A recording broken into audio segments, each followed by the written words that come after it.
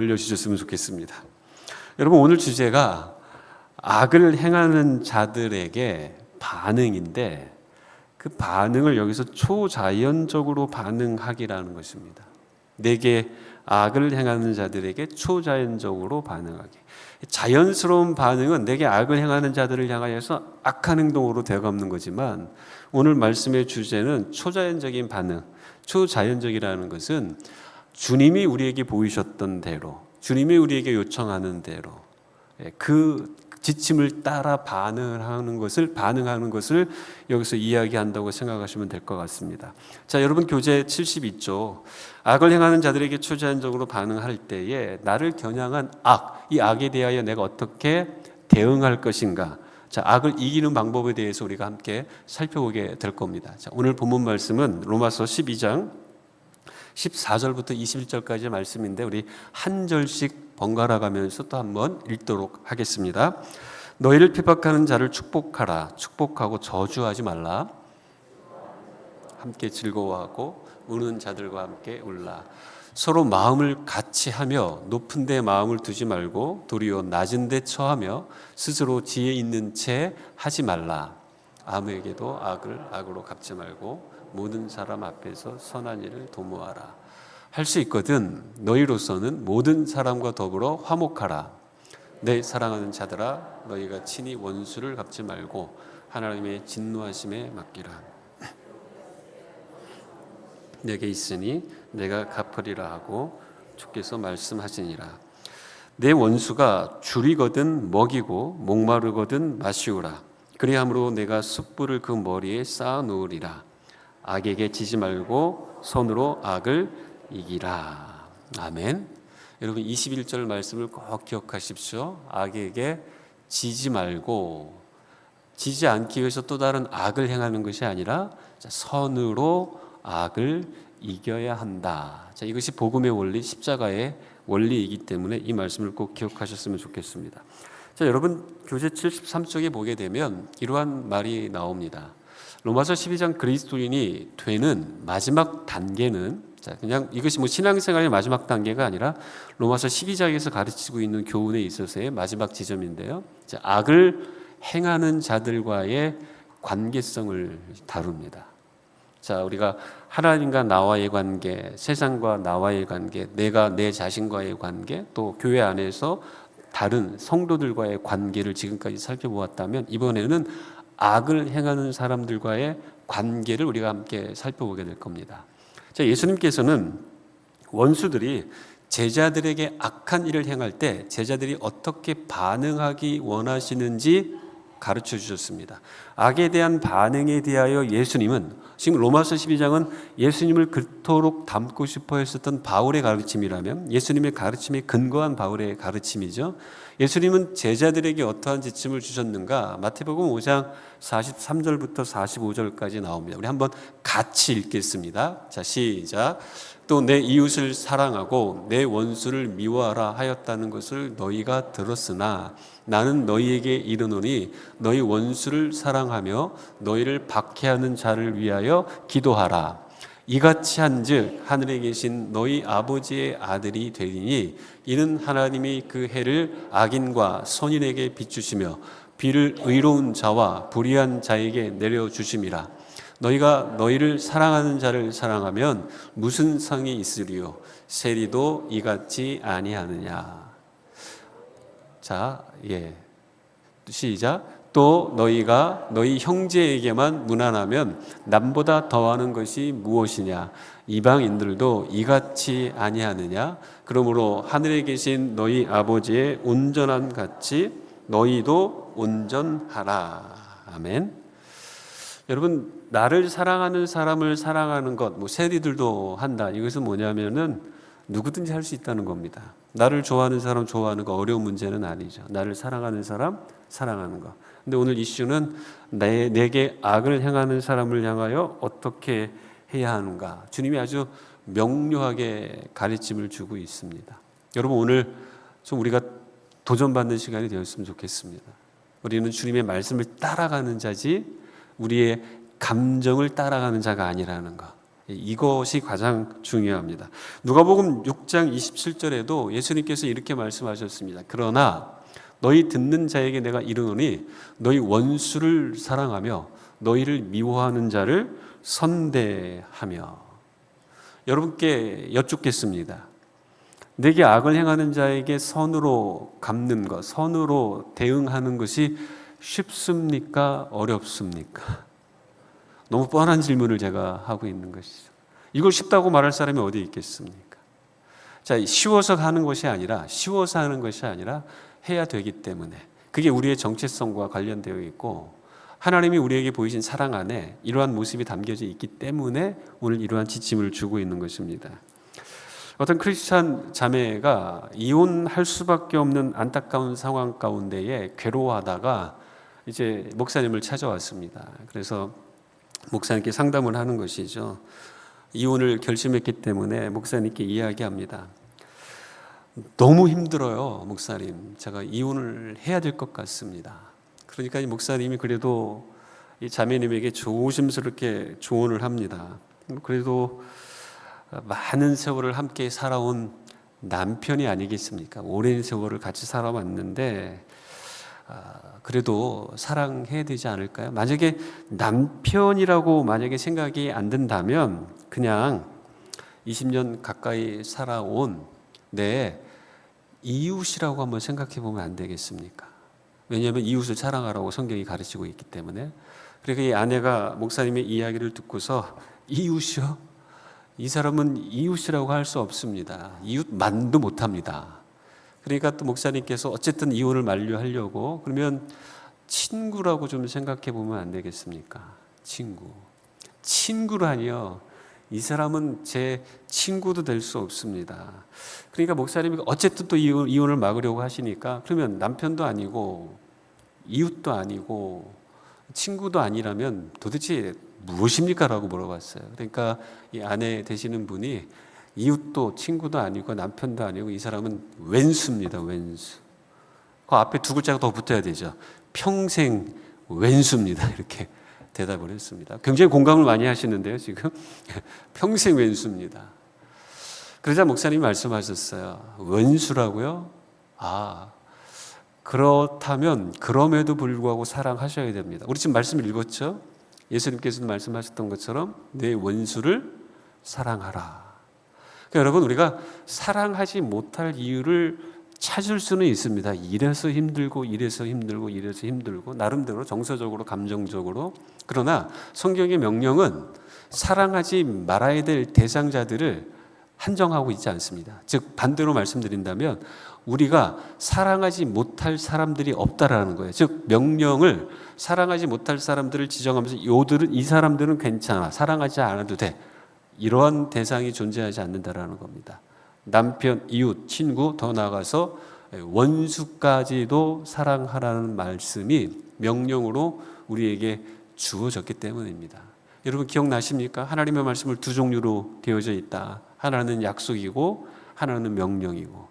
약속은 꼭 붙잡는 겁니다. 어떤 상황 속에서도 하나님의 약속의 말씀을 붙잡는 거고, 명령은 어떤 상황 가운데서도 그 명령을 따라 살아가야 하는 겁니다. 그게 하나님의 말씀 속에 담겨져 있는 두 개의 아주 중요한 축입니다. 사랑은 명령입니다. 사랑은 자연스럽게 할 수 있는 주제가 아니라는 거예요. 그래서 명령으로 우리에게 주신 겁니다. 자, 로마서 12장 그리스도인이 되는 것은 어려운 것이 아니라 여러분 솔직하게 우리 인간적인 능력으로 사실은 불가능합니다. 사랑한다 하면서 결혼을 했는데도 불구하고 여전히 사랑하기 쉽지 않은 것이 인간관계입니다.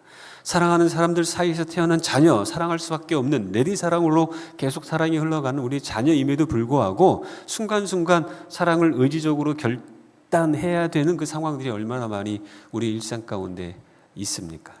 여러분, 사랑은 사실은 불가능한 지점입니다. 우리 인간의 감정으로, 노력으로 하기 어려운 겁니다. 그런데 사랑하라는 것이 우리에게 명령으로 주어졌다라는 것입니다.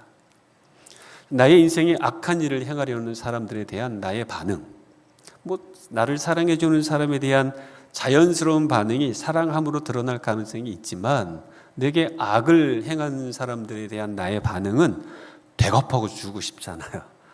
내게 행한 것 그 이상으로 되갚아 주고 싶기 때문에 악에 대한 나의 반응이 초자연적일 수밖에 없다라는 겁니다. 즉 악에 대하여 선으로 반응하는 것은 내 힘이 아니라 하나님의 도우심, 성령님의 그 도우심과 인도하심이 철저하게 필요하다라는 것입니다. 악을 행하는 사람을 향하여 내가 선으로 대응하려고 할 때 우리는 계속해서 주님을 의존할 수밖에 없다라는 겁니다. 내 본능으로는 되갚아주고 싶은데 사랑하는 명령 앞에서 순종해야 되기 때문에 이것은 나의 의지와 노력 이상의 것이 필요하다라는 것을 여기서 초자연적인 반응이라는 것으로 이야기해주고 있는 것입니다. 그러면 여러분, 내게 악을 행하는 자들에 대하여 어떠한 반응으로 우리가 드러내야 될 것인가? 자, 박해하는 자들에 대한 반응, 나를 고통스럽게 하는 이러한 사람들에 대한 반응을 먼저 좀 살펴보도록 하겠습니다. 자, 너희를 핍박하는 자를 축복하라. 너희를 박해하는 자를 축복하라. 축복하고 저주하지 말라. 즐거워하는 자들과 함께 즐거워하고 우는 자들과 함께 울라. 서로 마음을 같이하며 높은 데 마음을 두지 말고 도리어 낮은 데 처하여 스스로 지혜 있는 채 하지 말라. 여러분, 이 말씀이 굉장히 중요한데 나중에 한 번 더 설명을 드리겠습니다만 전체 말씀이 흘러가고 있는 전체 말씀의 문맥을 볼 때 여러분, 너희를 박해하는 자를 축복하라, 축복하고 저주하지 말라, 요거를 딱 끊어버리고 그 다음부터 받아들이는 말씀들이 굉장히 쉽게 다가올 수 있습니다. 즉 너희를 박해하는 자를 축복하라, 축복하고 저주하지 말라, 요걸 따로 떼어 놓은 상태에서 그냥 즐거워하는 자들과 함께 즐거워하고 우는 자들과 함께 울라, 이거 굉장히 쉽죠. 근데 여러분, 뒤에 나오는 이 말씀을 어떻게 이해하셔야 되냐면 문맥상 어떠한 말씀이냐면 나를 현재 박해하는 자들이 여러분 즐거워할 때, 나를 박해하고 힘들게 하는 사람이 눈물을 흘리고 있을 때, 여러분 그 상황 속에서 우리에게 요청하고 있는 메시지라면 굉장히 무게감이 달라집니다. 내가 사랑하고 좋아하는 사람이 울고 있을 때 같이 울어주는 것은 어렵지 않습니다. 내가 사랑하는 사람이 즐거워할 때 함께 웃어주는 거, 이거 어려운 일 아닙니다. 근데 이 말씀의 시작점은 어디에 있냐면 너희를 박해하는 자들, 이게 전제라고 생각하셔야 됩니다. 나를 힘들게 하고 나를 박해하는 사람들이 울고 있을 때, 그들이 기뻐하고 있을 때, 여러분 우리 본능적인 반응은 어떤 걸까요? 나를 박해하던 사람들이 웃고 있다면 증오감이 더 나타나지 않을까요? 나를 박해하는 사람들이 일이 잘 되고 있어요. 그럼 우리는 하나님께 원망할 가능성이 있지 않나요?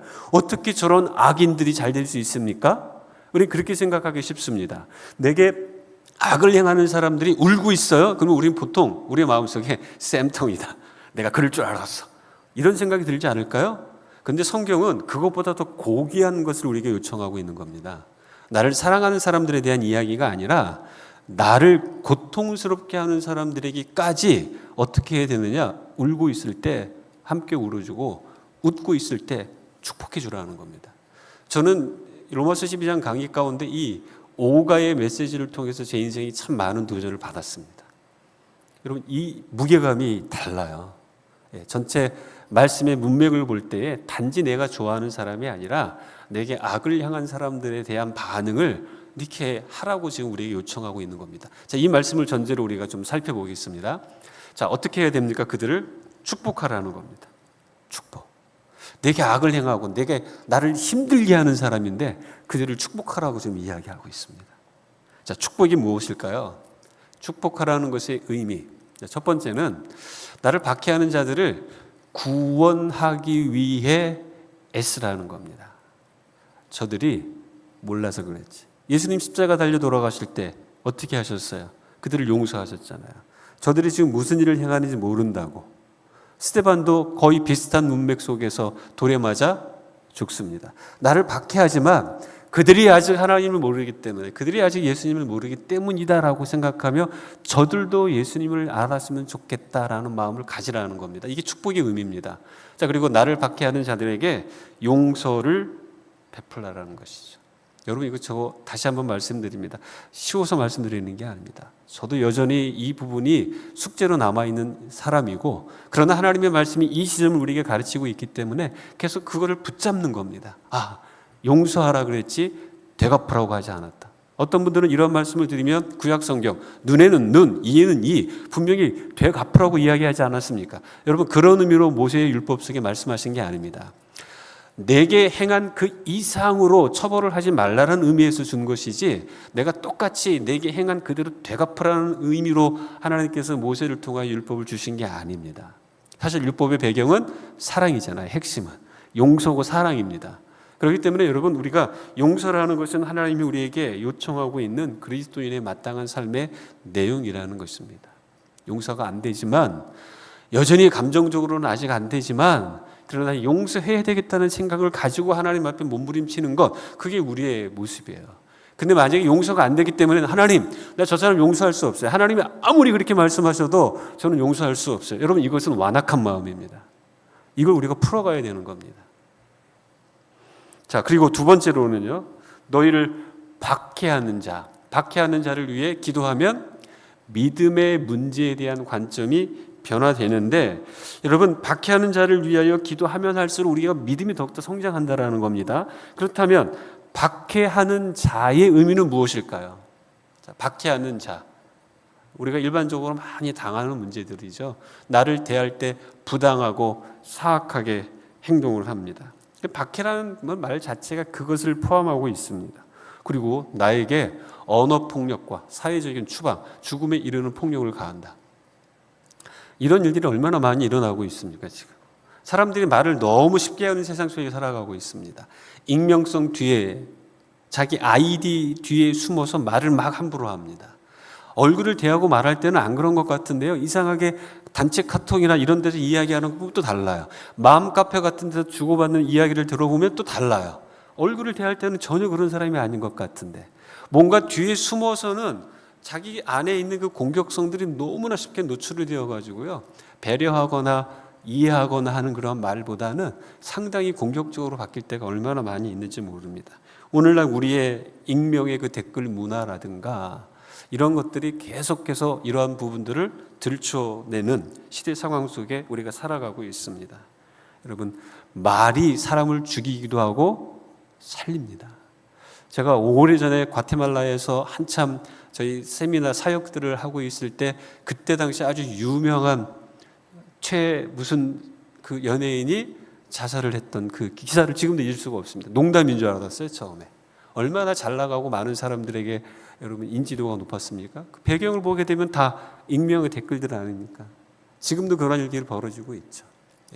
사실 내가 알지 못하면, 정확하게 사실을 알지 못하면 우리는 입을 닫고 있어야 됩니다. 그런데 자꾸 우리는 누군가를 공격하고 대리만족하고 스트레스를 그런 데다 풀고 그러면서 누군가를 죽이는 일들을 서슴지 않게 하고 있죠. 박해한다라는 의미가 다 그런 내용들을 포함하고 있습니다. 내가 이런 것들로 인해 박해를 받고 있지만 이런 것들을 통해 누군가를 박해할 가능성도 있는 겁니다. 자, 세 번째, 이는 내가 그들에게 악한 일을 행해서가 아니라 내가 예수 그리스도를 지지하고 증거하기 때문이다. 바라기는 저와 여러분이 이 세 번째 때문에 박해를 받는 것은 즐거움으로 박해를 받을 수 있습니다.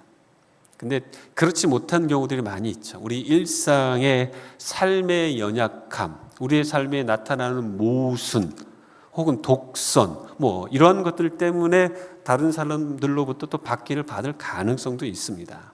자, 일단 이 문맥 속에서는 그런 것들을 배제한다 할지라도 우리가 예수님을 믿기 때문에 당할 수밖에 없는 여러 가지 고난과 어려움이 존재한다라는 것입니다. 그러면 저주는 무엇일까요? 저주. 축복하고 그들을 축복하라고 하는데, 그렇다면 우리는 말씀대로 그들을 축복하되 저주하지 말라고 했는데 그들은 우리를 저주하고 있잖아요. 막 박해하고. 그럼 우리는 그들과 똑같은 모습으로 반응하면 안 되는데, 자, 똑같은 모습으로 반응하지 않는 그 의미는 어떤 의미일까? 어떤 모습일까? 자, 그것들을 우리가 깊이 고민해 봐야 됩니다. 근데 만약에 우리가 주님이 원하는 대로 반응을 하지 않고 그들을 저주한다, 이렇게 저주할 수 있어요. 대적하는 기도를 하는 겁니다. 하나님, 저들이, 물론 시편에도 그런 것들이 나오지만 여러분, 그 시편 기자가 하나님 앞에 쏟아내고 있는 그 진심 어린 그 마음을 본받아야 되죠. 문자적인 그 기도의 내용을 본받으면 안 됩니다. 그런 의미에서 성경이 시편을 우리에게 많이 남겨준 것은 아니에요. 그 예배자의 그 중심이 하나님 앞에 온갖 것들을 쏟아내는 그것들을 우리에게 보여주고 있는 건데, 문자적으로 저 사람 망했으면 좋겠습니다, 이런 식으로 기도하면 그것 저주라는 겁니다. 절대 그렇게 하지 마십시오. 절대 그렇게 하지 마십시오. 여러분의 마음을 좀 부담스럽게 하거나 힘들게 하는 사람이 눈에 띄고 그것이 느껴질 때마다 우리는 그걸 기도로 바꿔야 됩니다. 하나님, 저 사람을 축복합니다. 하나님, 저 사람의 인생이 더 잘 됐으면 좋겠습니다. 그래서 저와의 불편한 관계, 저를 힘들게 하는 이런 모든 부분들이 하나님께서 역사하셔서 다 바뀌어 해결되었으면 좋겠습니다. 자꾸 축복하는 기도를 해야 되죠. 대적하면 안 됩니다.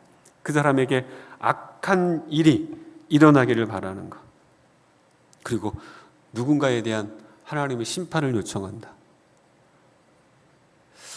이것은 우리가 조심해야 된다는 겁니다. 하지 말아야 된다는 겁니다. 이러한 내용에 담긴 말, 이러한 내용에 담긴 기도, 이것은 또 다른 복수 혹은 또 다른 저주가 된다는 것을 우리에게 지금 가르쳐주고 있는 것입니다. 사랑하는 성도 여러분, 축복하십시오. 축복하십시오. 나를 힘들게 하고 나를 괴롭히는 사람이 눈에 있고 한 공간에 있을 때마다 여러분 힘들지만 의지적으로라도 계속 축복하십시오. 그를 축복하는 것이 하나님이 우리에게 원하시는 겁니다. 자, 그리고 두 번째로 나를 박해하는 사람을 향하여서 어려운 부분인데요, 공감하라는 것입니다. 즐거워하는 자들과 함께 즐거워하고 우는 자들과 함께 울라. 아까 말씀드렸죠, 나를 사랑하는 사람에 대한 이야기가 아닙니다. 내게 악을 행하고 있는데 그 사람이 지금 즐거워하고 있고 그 사람이 지금 웃고 있습니다. 그 사람들이 일이 잘 된다면 축복해주고 축하해주고, 울고 있다면 안쓰러워해 주라는 것을 여기서 우리에게 요청하고 있는 것입니다. 자, 공감은 어떤 것일까요? 박해자와 함께 동감하는 것입니다. 동감. 감정적으로 함께 공유하는 것이죠. 그의 즐거움을 공유하고 그의 슬픔을 공유하고, 이것을 우리에게 요청하고 있는 것입니다. 쌤통이다 이런 생각하지 마십시오. 하지 마십시오. 안타까워하고 함께 즐거워하라는 것입니다. 자, 그리고 공감이라는 것은 돌보시는 하나님이 계심을 박해자에게 전하는 겁니다. 당신이 나에게 그렇게 악하게 대했지만 나는 당신을 향하여 그런 마음이 없습니다. 그것을 공감하면서 드러낸다라는 것입니다. 여러분, 그 사람들이 의아해하지 않을까요? 내가 저 사람을 그렇게 힘들게 했는데, 아니 그 사람이 내가 잘 된다고 박수 쳐주고 내가 울고 있는데 와서 위로해 준다? 여러분, 여기에서부터 그 사람에게는 감동이 생기는 거예요. 그래서 소망에 관한 이유를 묻게 되는 겁니다. 아니 어떻게 그럴 수가 있지? 이러한 차이를 만들어내는 이유가 무엇인지 우리에게 궁금해하면서 다가올 수 있는 것이죠. 자, 그리고 세 번째 공감은 박해자에게 사랑을 표현하는 통로입니다. 공감을 통해서 우리 사랑이 하나님의 사랑, 우리 안에 있는 그 하나님의 사랑이 그에게 흘러가는 것입니다. 성도 여러분, 울어야 할 때 즐거워하고 즐거워야 할 때 운다면 공감은 실종되는 겁니다. 내게 악을 행하는 사람일지라도 그가 울고 있을 때 만약에 우리가 웃는다면 공감이 안 된다라는 거예요. 그가 웃고 있을 때 우리가 속상해가지고 사촌이 땅을 사면 배가 아프다고 하는 것처럼 왜 저 사람은 잘 될까 이런 마음으로 다가간다면 여러분 공감이 실종돼요. 공감이 실종되면 무엇이 발생하냐면 사람을 얻을 수가 없습니다. 사람 못 얻습니다, 여러분. 사람을 잃어버리게 되는 것입니다. 자, 그렇기 때문에 우리에게 공감하라고 이야기하는 것입니다. 박해하는 자들을 향하여 축복하고 그들의 상황을 우리가 힘은 들지만 공감해주고, 그리고 세 번째로 우리에게 요청하는 것은 겸손하라는 것입니다. 서로 마음을 같이 하며, 자, 높은 데 마음을 두지 말고 도리어 낮은 데 처하며 스스로 지혜 있는 체 하지 말라. 성도 여러분, 제가 아까 말씀드린 것처럼 저 사람이 나에게 악을 행하지만 못된 짓을 하고 익명성 뒤에 숨어서 나를 음해하고, 근데 나도 모르는 사이에 나도 누군가에게 그렇게 할 수 있지 않을까요, 여러분? 그게 나쁜 건 줄 알면서도 나도 습관적으로 뒷담화하고 남을 고통스럽게 하는 행동을 나도 모르는 사이에 하고 있지 않을까요? 내가 인지하지 못한 상태에서 나도 그럴 수 있는 사람이라고 생각하는 거, 여러분, 이게 겸손입니다.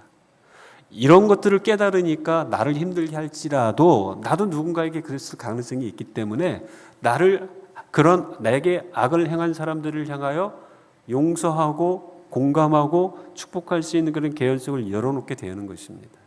여러분, 겸손하셔야 될 필요가 있는 것이죠. 겸손이라는 것은 조화를 이루며 차별하지 않는 것입니다. 서로 마음을 같이 하라고 하잖아요. 자, 겸손이라는 것은 높은 데 마음을 두지 않는 것입니다. 내가 누군가를 정죄하거나 그 사람의 악에 대하여 판단을 해버리는 것은 그 사람보다 내가 높은 자리에 있다라는 것을 스스로 드러내는 것 아니겠습니까? 또 야고보서의 말씀에 따르면 내 자신을 하나님의 자리에 올려놓는 것입니다. 누군가를 판단한다는 것 자체가. 자, 겸손은 높은 데 마음을 두지 않는 겁니다. 그리고 겸손은 낮은 데 처하는 것입니다. 낮은 데. 예수님이 그러셨잖아요.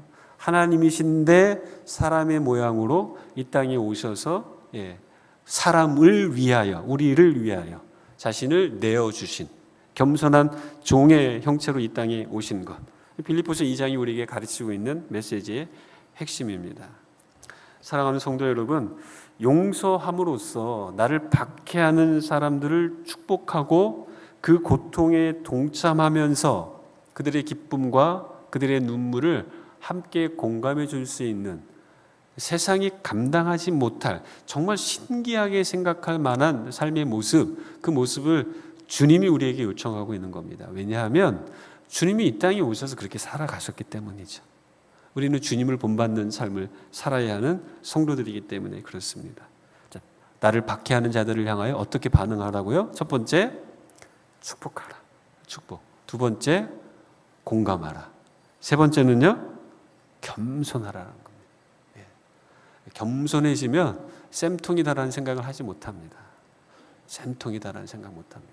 우리가 아무리 선하게 살아도 여러분 인생에 고통과 역경은 찾아오게 되어 있는데 나의 고통과 나의 눈물, 나의 즐거움 앞에서 다른 사람들이 그것을 축복해 주지 않고 축하해 주지 않는다면 여러분 얼마나 그것이 비극이겠습니까? 그런 것들을 늘 생각하면서 우리는 우리 자신을 겸손하게 하나님 앞에서 낮추고 사람들 앞에서 우리를 또한 낮출 수 있어야 하는 것입니다. 자, 축복하시고 공감하시고 겸손한 삶을 살기로 매 순간 결단하며 살아가시는 우리 성강교회 성도 여러분 되시기를 축복합니다. 아멘. 자, 두 번째 부분은 이제 악을 행하는 자에 대한 반응입니다. 자, 내게 악을 행하는 사람. 여러분, 악을 행하는 사람들이 그리스도인일 수도 있어요. 내게 악을 행하는 사람들이 같은 교회 성도일 수도 있습니다. 신앙의 편차가 존재하고 성숙도가 다르기 때문에. 저도 크리스찬에게 크리스찬이 저에게 행하는 그 악에 의하여 피해를 본 적도 있습니다. 꼭 악을 행하는 사람들이 반드시 믿지 않는 사람이라 전제하시면 안 됩니다. 우리가 연약한지라 믿음이 있음에도 불구하고 누군가에게 악을 행할 가능성이 있습니다. 나도 그렇고 다른 사람도 내게 그럴 가능성이 있는 것이죠. 그렇기 때문에 악으로 갚지 말라라고 성경은 가르치고 있는 것입니다. 악을 악으로 갚지 말라. 자, 어떻게 악을 악으로 갚지 않을 수 있을 것인가? 이 말씀 우리가 앞전에 다 읽었기 때문에 제가 시간 관계상 다 읽지는 않겠습니다. 자, 악을 행하는 자들에게 우리가 어떻게 반응해야 될 것인가? 악을 악으로 갚지 말아야 할 것인가? 첫 번째는 원수 갚지 말라는 겁니다. 최근에 예전에 홍콩 영화 하면은 여러분 전부 다 복수 아니었나요? 복수. 이 복수의 대명사 홍콩 영화의 가장 유명한 배우 주윤발 씨가 갑자기 혼수 상태에 빠졌다. 그러다가 이틀 뒤에도 갑자기 건강한 모습으로 나타났다. 이런 뉴스를 본 적이 있는데 어쨌든 원수 갚는 것은 우리의 몫이 아닙니다. 원수를 갚는다라는 것은 판결을 하고 그 판결에 대한 이제 집행을 한다라는 의미가 있는 건데 그 권한이 우리에게 없기 때문에 성경은 우리에게 원수를 갚지 말라라고 가르치고 있습니다. 아무에게도 악을 악으로 갚지 말라. 개인적으로 절대 복수하지 말라라는 겁니다. 근데 여러분 요즘에 드라마나 영화나 이런 것들을 종종 내용들을 쭉 살펴보게 되면 대부분 어떠한 주제일까요? 다 복수입니다. 그리고 이 복수의 핵심 속에는 무엇이 있냐면 사회가 정의롭지 못하고 법이 정의롭지 못하기 때문에 법이 이들을 제대로 심판하지 못하니까 내가 해야 되겠다. 여러분 이게 얼마나 많이 저변에 깔려 있는지 모릅니다. 그리고 이러한 가치, 이러한 생각들을 사람들이 다 영향을 받아요. 매일 미디어에 노출되어 있으니까. 인식은 법은 정을 입지 못하다, 불공평하다, 늘 있는 사람 편이다, 법은 약자에게는 늘 도움이 되지 않는다, 이러한 의식들을 불어넣으면서 내가 직접 이 문제를 해결한다라고 생각하면서 개인적 복수를 일삼기 시작합니다. 여러분 그 과정 속에서 무엇이 사라지는지 아시죠? 우리가 지금 그렇게 배우고 있는 용서라는 덕목, 사랑이라는 덕목은 더 이상 사치가 되어버립니다. 세상은 사랑과 용서를 가르치지 않아요. 내가 기준이기 때문에 갚아버리라는 것이죠. 여러분 언제나 우리는 그리스도인이기 때문에 아무리 시대가 그렇게 바뀐다 할지라도 우리는 우리에게 맡겨진 주님의 메시지를 성실하게 감당하며 살아가는 게 우리의 몫입니다. 여러분 이 길이 십자가의 길이고요. 이 길이 좋은 길입니다. 주님은 우리에게 그러한 삶을 초청하신 것이죠. 좁은 길로 십자가를 지면서 따라오라고. 원수를 갚지 말라는 겁니다. 자, 왜 그럴까요? 여러분 77쪽에 보시게 되면 복수하는 것, 이것은 하나님께서 금지하신 방식으로 반응하는 것입니다. 원수를 갚는 것, 복수하는 것은 하나님이 금지하신 거예요. 그리고 복수한다는 것은 재판관이신 하나님의 역할을 가로채는 겁니다. 가로챈다라는 것은 무엇일까요? 내가 곧 하나님이 되는 겁니다. 하나님 잠깐 가만히 계세요. 내가 알아서 할 테니까. 얼마나 교만한 행동입니까? 얼마나 교만한.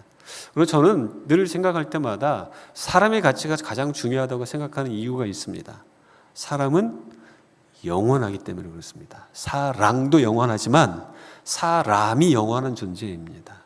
그래서 여러분 가능하면 이 세상에서 다 풀고 하늘나라로 가시라는 겁니다.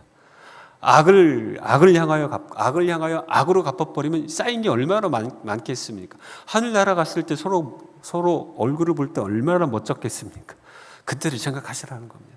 하나님 앞에 섰을 때에 이 땅에서 용서했었던, 사랑으로 품었었던 것, 그것 때문에 오히려 더 기뻐할 수 있는 그 현장을 만들어야 되지 않겠습니까? 주님께서 가르쳐 준 대로 용서하고 사랑했습니다, 우리. 그럼 여러분 서로 얼마나 기쁘고 하나님도 얼마나 기뻐하시겠습니까? 그것을 우리가 생각하셔야 되는 것입니다. 자, 그리고 복수를요. 복수를 하는 것은 문제를 효과적으로 해결하지 못하고 대개 문제를 가중시킵니다. 여러분 아시죠? 복수가 또 다른 복수를 낳는다는 것.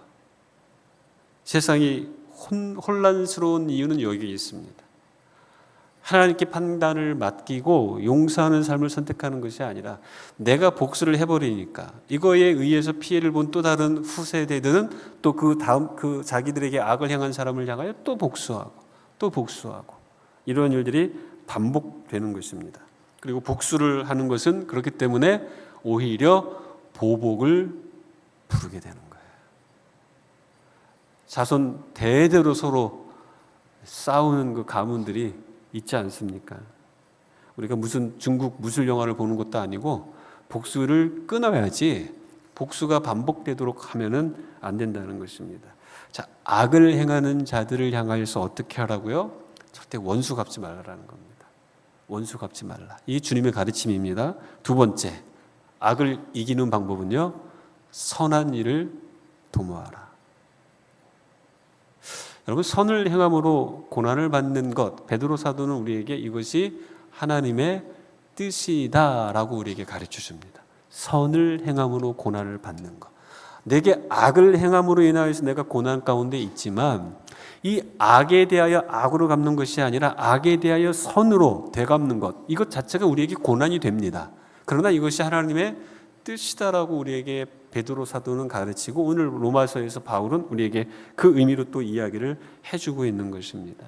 선한 일이라는 것, 여러분 이것은 세상 가치 체계를 사전에 배려하는 것입니다. 이게 어떤 의미냐면은 그 도모한다라는 이 말 자체가 신중하게 예상하기 위하여 심사숙고한다라는 것을 의미합니다. 그러니까 여러분 선한 일을 도모한다라는 것 자체가 세상 가치 체계를 사전에 배려한다라는 것은 세상 가치 체계는 이렇게 흘러가고 있고 그 가치 체계가 나에게 복수를 요청하고 있지만 내가 살펴보면 결과 세상은 이렇게 흘러간다 할지라도 하나님은 내게 이걸 요청하고 있으니까 나는 하나님이 요청하시는 것들을 선택한다. 그것을 심사숙고해서 그것을 결정하고 따른다라는 것을 우리에게 가르쳐 준다는 것입니다. 선한 일을 계속해서 도모하라라는 것입니다. 그러면 세상과 우리가 다를 이유, 다르게 살아갈 이유, 세상의 가르침과 우리 기독교인의 삶에 대한 성경적 가르침이 무엇인지 그 차이를 우리는 분명하게 인지하게 되는 것이죠. 그리고 선한 일을 도모한다는 것은 본질적으로 미리 방지하는 차원에서 행동하게 되는 것입니다. 신중하게 생각해 보았으니까. 세상의 가르침은 복수하라고 가르치잖아요. 세상이 공정하지 않으니까 네가 해결해야 돼. 이런 것들을 요청하잖아요. 근데 그 요청대로 따라가게 되면 어떻게 됩니까? 우리가 앞에서 배웠던 것처럼 일을 더 키우고 보복을 만들어내고 이게 더 복잡해지고 더 힘들고 더 악이 득세하잖아요. 그러니까 우리가 이것을 미리 방지하게 되는 것이죠. 방지하게. 선으로 악을 갚는 이 일들이 더 나쁜 일들을 미리 방지하는 차원에서 행동하도록 우리를 이끌어 간다는 것입니다. 사랑하는 성도 여러분, 자, 내게 악을 행하는 자들을 향하여 첫 번째 어떻게 하라고요? 원수를 갚지 말라. 두 번째, 선한 일을 도모하라. 자, 그리고 세 번째로는요, 중요한 말씀입니다. 서로 화목하라. 우리에게 하나님께서 화목케 하는 직분을 주셨다고 바울은 가르칩니다. 사도 요한은 가르칩니다.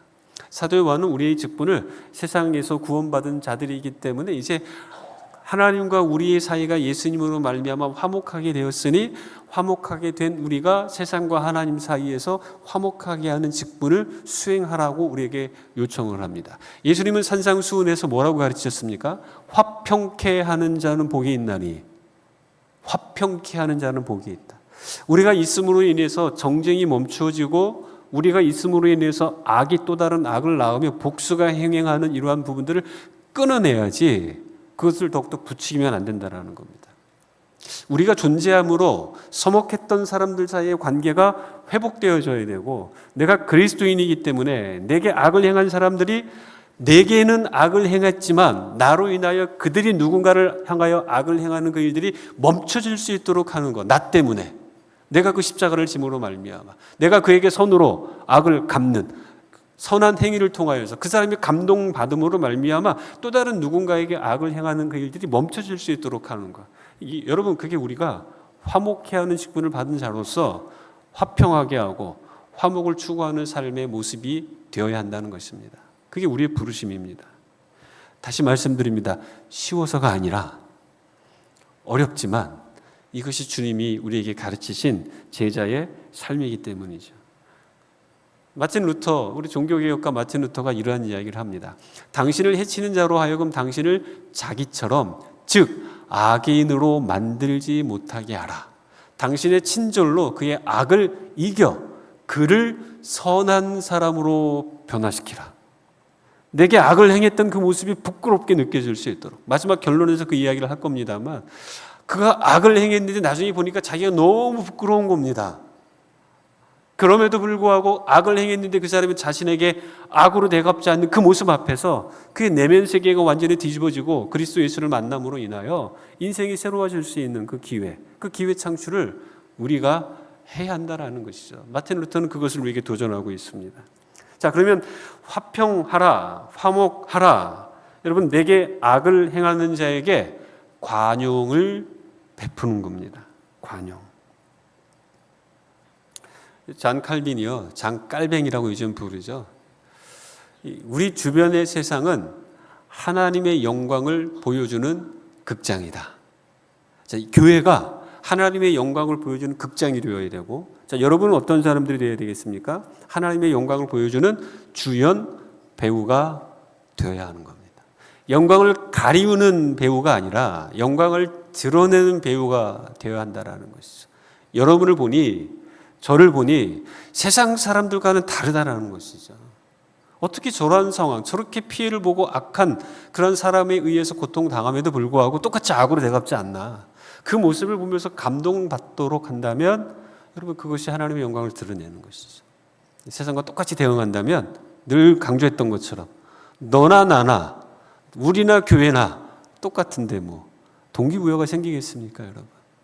주님의 가르침, 주님의 메시지, 주님의 삶을 보여줄 수 있는 그런 모습을 그들이 발견하지 못하는데 어떻게 복음에 대한 매력성을 그들이 경험할 수 있겠습니까?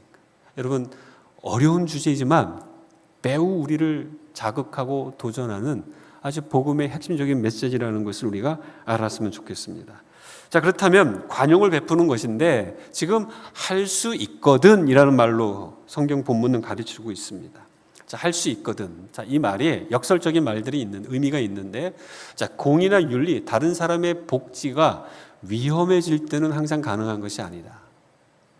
이게 무슨 의미냐면요, 지금 내가 이 사람을 막거나 이 사람을 용납하지 않고 만약에 용납해 주게 되고 무조건 사랑으로만 안아준다면 이 사람에 의해서 또 다른 사람이 죽음의 위기나 또 다른 질서가 무너지고 하는 이러한 상황 속에서는 브레이크를 걸어야 될 상황이 있다라는 겁니다. 여러분, 사랑이라고 하는데, 남편을 사랑하라고 하는데 만약에 남편이 아내에게 도둑질을 시켜다라고 생각해 보십시오. 성경은 분명히 아내를 향하여 복종하라라고 이야기하는데 남편이 아내에게 도둑질 시킨다라고 했는데 성경적 말씀에 의해서 복종하라고 했으니까 도둑질을 해야 될까요? 아니죠, 여러분. 항상 최상위법 우선순위입니다. 가장 높은 법이 우리에게 무엇을 요청하는지를 귀 기울여야 하는 것입니다. 그 의미를 가지고 있어요. 무조건 100% 무조건 다 관용을 베풀어야 되는가? 그게 아니라는 겁니다. 이러한 예외 사항이 있다는 것을 가르치고 있어요. 그 말이 할 수 있거든이라는 의미 속에 담겨져 있는 것입니다. 자, 평화를 위해 우리의 증거나 주님의 명예와 타협하는 것은 허락하지 않는다. 영광을 드러내기 위해서죠. 영광을 가리우면서까지 누군가에게 어떠한 관계 속에서 그들의 눈높이에 맞춰주는 것, 성경은 그것을 우리에게 요청하지는 않습니다. 자, 할 수 있거든의 의미는 무조건 모든 상황 속에서 관용을 베풀라라는 의미가 아니라는 겁니다. 더 깊은 악으로 빠져들어갈 때는 관용이 아니라 멈추도록 우리가 우리의 역할들을 감당해야 되는 것, 그것을 포함하고 있습니다. 그리고 또 여기서 너희로서는 이라는 표현을 하고 있습니다. 너희로서는. 자, 18절 말씀해 보니까 할 수 있거든, 그 다음에 너희로서는 모든 사람과. 여러분, 너희로서라는 그 말의 의미를 우리가 좀 살펴본다면, 자, 우리의 책임을 강조하는 표현이라고 생각하시면 됩니다. 우리의 책임. 너희는 마땅히 이뤄야 될 텐데 라는 의미로 이야기하는 것입니다. 자, 내가 적대적이지 않다는 것을 보장할 책임이 있다는 겁니다. 내게 악을 행하지만 내가 악을 행하는 그 사람을 향하여서 내가 언젠간 너에게 되갚을 거야, 이런 식으로 적대감을 드러내지는 말라라는 겁니다. 이거 옳지 않기 때문에. 그리고 갈등을 부추기지 않는다는 것을 보장할 책임이 있다. 너가 나에게 악을 행한 것 때문에 내가 고통스럽지만 이 고통 때문에 또 다른 갈등을 유발하면서 관계를 어렵게 만들어 갈 거라는, 여러분, 그러한 분위기나 상황을 만들어서는 안 된다라는 것이죠. 그리고 나의 메시지, 진정성이 훼손되지 않음을 보장할 책임이 있다. 여러분, 이것을 제가 이렇게 표현하면 좀 더 현실적으로 여러분이 이해하기 쉬울 것 같습니다.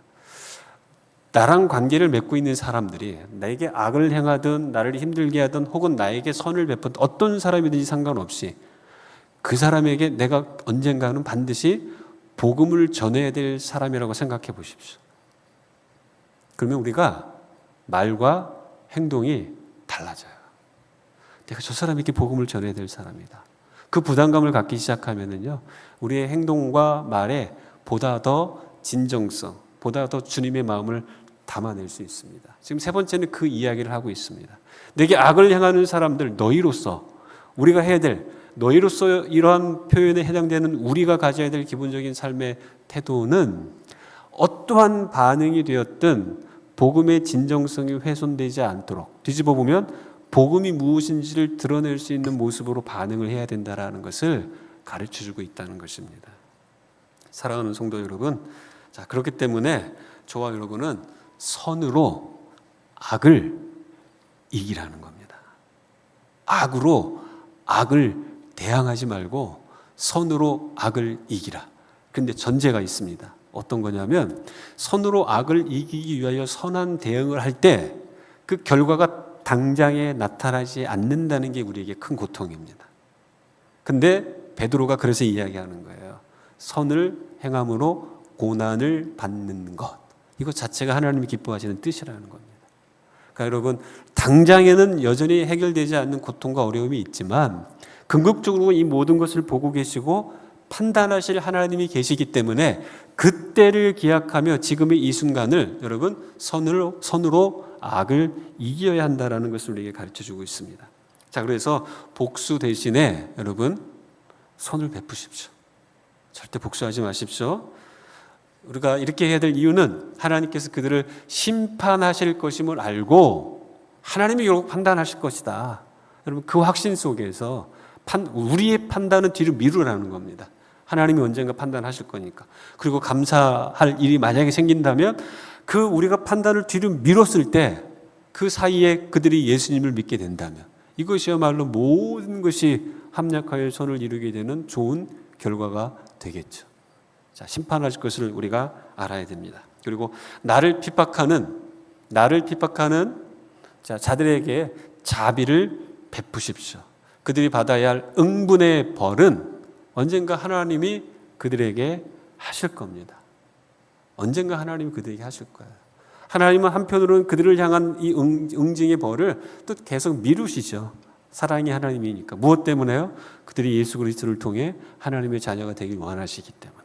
그러나 언젠가는 궁극적인 심판의 때가 있기 때문에 우리가 그날을 바라보며 우리의 판단을 뒤로 미루어야 한다는 것입니다. 자, 그리고 세 번째, 이것이 그들의 인생에 수치와 회개를 가져다 주는 방법임을 알고 숯불을 그 머리에 쌓아놓으라. 말씀이 있는 그대로 표현한 겁니다. 여러분 이 말씀의 해석이 두 가지가 있습니다. 두 가지가 있는데 첫 번째는 뭐냐면 예전에 고대 이집트에서는 참회의 표시로 내가 누군가에게 무언가를 잘못했으면 그 잘못했다라는 것을 인정하기 위하여 머리 위에다가 숯 그릇을 얹고서 이곳 저곳을 사람들 앞에서 보는 앞에서 다니는 관습이 있는데 바울이 아마 이것을 생각하면서 이야기하지 않았을까? 이러한 해석이 하나가 있습니다. 예를 들면 저희 어린 시절에 밤에 지도를 그렸어요. 어른들이 어떻게 했습니까? 키를 머리에 쓰고 집에 이웃집 가고 소금 얻어오라고. 그게 뭘까요? 부끄러움을 느끼게 함과 동시에 다시는 이러한 수치를 당하면 안 되겠다. 다시는 오줌 누면 안 된다. 자다가. 이런 것들. 비슷한 문맥이라고 생각하시면 됩니다. 근데 이러한 해석이 있는데 제가 지시하는 해석은 지금 말씀드리는 해석입니다. 어떤 것이 있냐면 머리 위에 숯불을 올려놓는다는 그 의미는 우리가 원수에게 여러분 악을 행하는 사람들에게 도리어 친절을 베풀므로 말미암아 그 사람들이 당황하는 것이죠.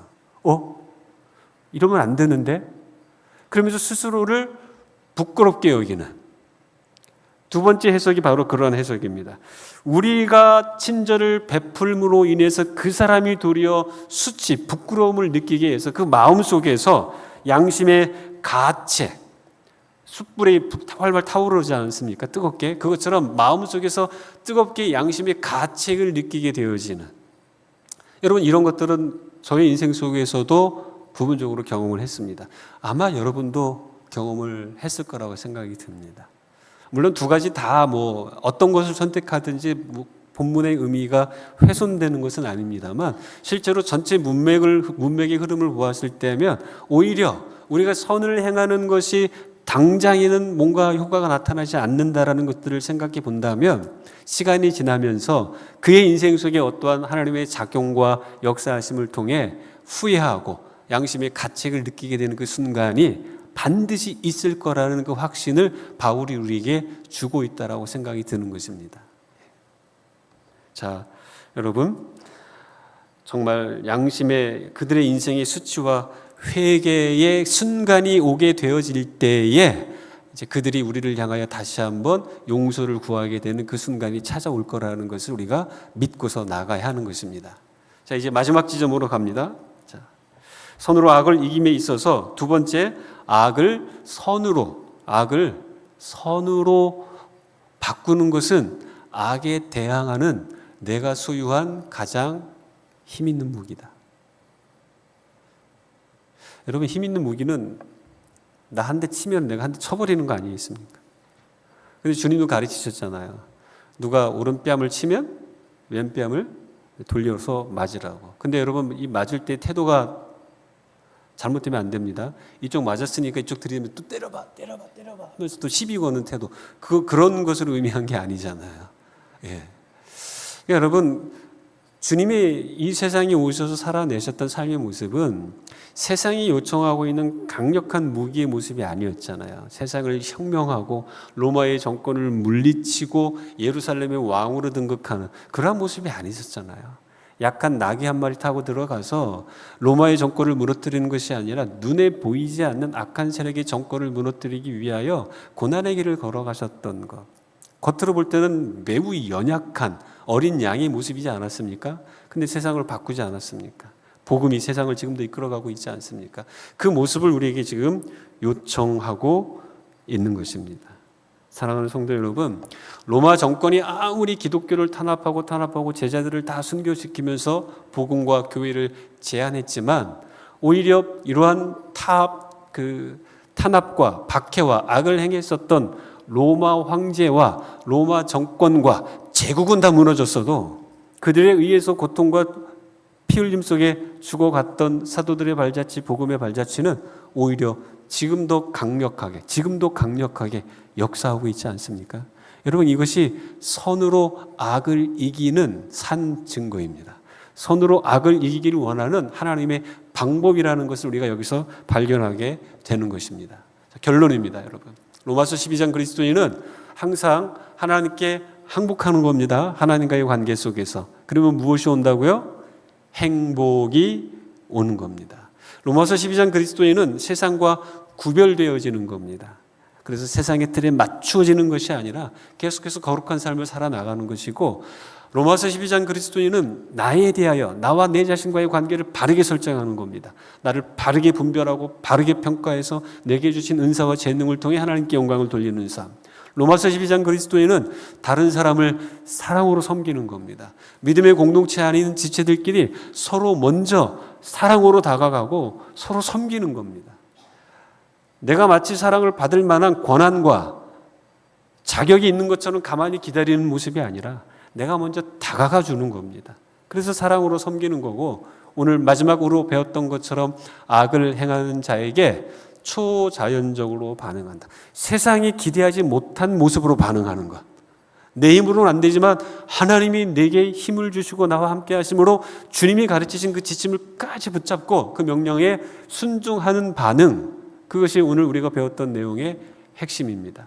자, 이 배운 내용들을 전체적으로 종합해 보게 되면 여러분 앞에 이러한 원이 보여집니다. 그 중심 속에 무엇이 있습니까? 하나님께 항복하는 것. 하나님께 삶의 우선순위를 내어드리는 것. 여기에서부터 모든 것들이 시작됩니다. 자, 항복은 로마서 12장 그리스도인의 핵심입니다. 하나님께 항복하십시오. 늘 하나님 앞에 손을 들고 그분 앞에 엎드리고 그분이 삶의 우선순위가 되도록 우리가 최선을 다해야 됩니다. 그럴 때 항복이라는 것은 원동력이자 포기이며 하나님을 향한 굴복이요 순종이 되는 것입니다. 그리고 항복은 세상과 자기 자신, 다른 사람들, 악에 관련된 변화의 열쇠입니다. 진정한 변화의 열쇠입니다. 하나님 앞에서 내 정체성, 자아가 변화되지 않고서는 여러분, 우리가 그 어떠한 본질적 변화를 추구할 수가 없습니다. 그리고 항복은 모든 관계성에 원의 영향을 미친다. 하나님께 항복한 것으로부터 이제 세상과의 관계, 나와의 관계, 성도들 간의 관계, 내게 악을 행하는 사람과의 관계를 바르게 설정하고 정립해 갈 수 있습니다. 사랑하는 성도 여러분, 5주간에 걸쳐서 로마서 12장을 조금 상세하게 살펴보았습니다. 로마서 12장은 어떤 신학적 이론이 아니라 우리에게 삶의 모습을 요청하고 있습니다. 어떠한 삶으로 이 세상을 살아가야 할 것인가? 어떻게 살아가는 것이 진짜 제자로서 성숙한 삶을 살아가는지 그 모습에 대한 분명한 청사진을 우리에게 제시하고 있습니다. 우리 사랑하는 성광교회 모든 성도님들이 성숙한 로마서 12장 그리스도인 참 제자의 삶을 살아가시기를 주님의 이름으로 축복합니다. 아멘. 기도하겠습니다. 하나님 아버지 감사합니다. 우리는 연약합니다. 현실에 갇혀서 우리 개인의 문제 하나만 감당하기에도 버겁다라고 느낄 때가 참 많이 있는데, 주님은 도리어 우리의 개인적인 문제보다는 주님의 제자, 하나님의 자녀로서 살아가는 그 삶의 모습에 관심이 있으셔서 그 삶을 향한 분명하고도 견고한 지침을 우리에게 주셨음을 로마서 12장 그리스도인의 그 내용을 통하여 우리가 살펴보았습니다. 주님께서 제자들에게 말씀하셨습니다. 너희는 먼저 그의 나라와 그의 의를 구하라. 그리하면 이 모든 것을 너희에게 더하실 것이다. 우리는 늘 바쁜 일상 속에서 먼저 그의 나라와 그의 의, 그의 뜻이 아니라 먹는 것, 마시는 것, 입는 거에 우리의 삶의 우선순위를 빼앗길 때가 참 많았습니다. 내 힘으로, 내 노력으로 그것을 얻으려고 할 때마다 도리어 우리는 하나님의 뜻에서 멀어지는 경우들을 경험하게 됩니다. 우리가 5주간의 여정을 통해 바뀌어버린 이 우선순위를 다시 한번 재정립할 수 있도록 은혜를 베푸셔서 감사합니다. 먼저 하나님의 뜻, 하나님의 말씀을 붙잡고 살아가면서 참 제자의 삶을 살아간다면 하나님께서 우리의 일상 가운데 모든 필요들을 채워주실 것을 우리가 믿습니다. 이러한 삶을 살아가는 멋진 우리 송강교회 성도님 되기를 간절히 축복하오며 우리의 소망 되신 예수 그리스도의 이름으로 기도하였습니다.